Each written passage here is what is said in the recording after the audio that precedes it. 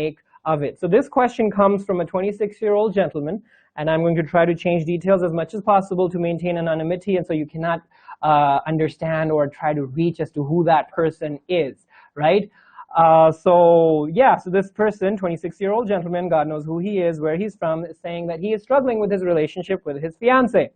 He says that we've known each other since our teenage, and everything was okay. We got engaged a couple of years ago, and everything seems to be compatible. Family is similar, education is similar, all of that is good, but I don't think she's comfortable with the idea of marrying me for no apparent reason, and we don't have that much of a communication. We're not on very good terms with each other, and we hardly ever talk. Okay, so that's one part of the problem. Second part of the problem, this gentleman says that I have this guilt because I happened to cheat on my fiancé at some point. There was someone that I had an intimacy with that I wasn't able to refuse, and even though I realized my mistake and I sought never to do something like that again, but that still haunts me. That guilt is holding me back, and that guilt is one of the reasons why I feel that maybe it's just not meant to be, that this is me getting punished for a sin that I've committed, and so I should just let it be. Or he's saying that there's two options that I have. Should I be judge, jury, and executioner on myself on the basis of that guilt and back away? Or I should let it continue for whatever it is. Okay, so my response to this particular gentleman and his situation would be that if you are to back away from this relationship, if you are to stop considering continuing in this particular relationship, guilt is not the reason. See, guilt is one of the best teachers that anyone can have. But if the outcome of that guilt is constructive, it is practical, if it is something that we can take constructive, positive action as a consequence. For instance, you mentioned in this particular question that you posed that you had that particular action that you get according to your own value system, according to your religious values that you conform to, and your commitment to your fiancé. That was something that you should not have done. And that's what your guilt is telling you, that A, you had responsibility, so you shouldn't have done it, and B, you had the ability to not do it, so you should not have done it, right? So that's what guilt is teaching you. Now you draw a lesson from that guilt and you back away from any such action in the future, and you're holding yourself true to that, and with whatever respect you were unfaithful, let's say, you're trying to compensate, you're trying to overcome that particular lapse in your relationship towards that particular person, being more dutiful to them, being more sincere to them, being more fulfilling in your relationship towards them. So you're doing all of that. That's what guilt requires. For you to improve, not do what you did before, and try to continue to compensate practically, rather than wallowing in this self-hatred and this self-punishment. That's not the kind of outcome we want from guilt. That's pathological. That's a sickness that we don't want. That's not something that is.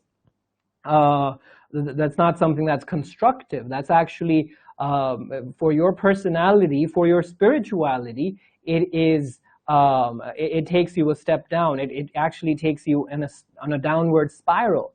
And we want to get the benefit out of guilt as possible, rather than allowing for that guilt to be used for our own downfall, right? So not because of the guilt do you step out of this particular relationship, but there are indications in your question that your fiancé does not seem to be interested.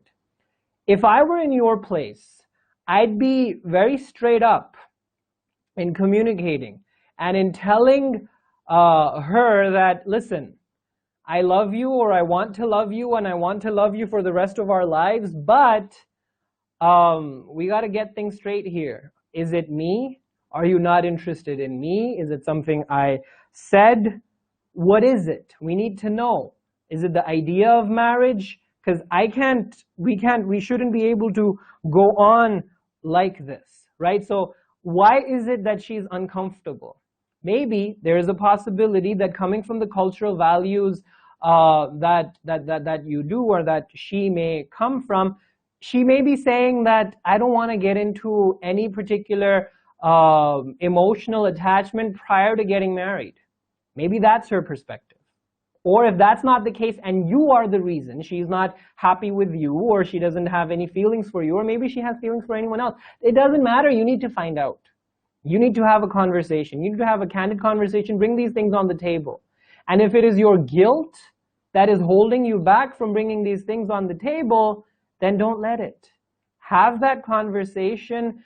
Let her decide and respect that decision. If it is family pressure, that you guys know each other, your families know each other, that is forcing her to conform to this relationship, or she has a difficulty in saying no, refusing you after 2 years of being engaged to you, and she's changed her mind, but she can't get herself to express that she's changed her mind. Whatever the situation may be, you need to give her the room to express herself and the room to make a choice that she wants to make. Sometimes the best action, the best manifestation of your love for someone is letting them go.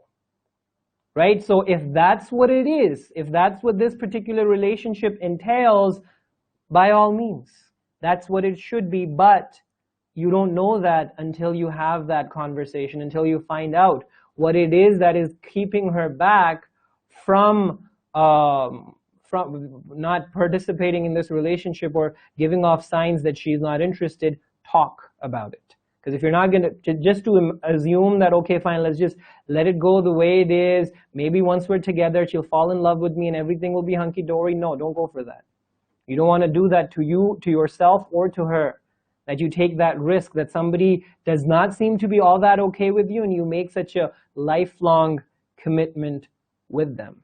Right? So I hope that somewhat addresses your issue. Again, those of you who are listening in similar situations, we draw lessons from it, but do they apply to our particular situations? We have to be very, very careful.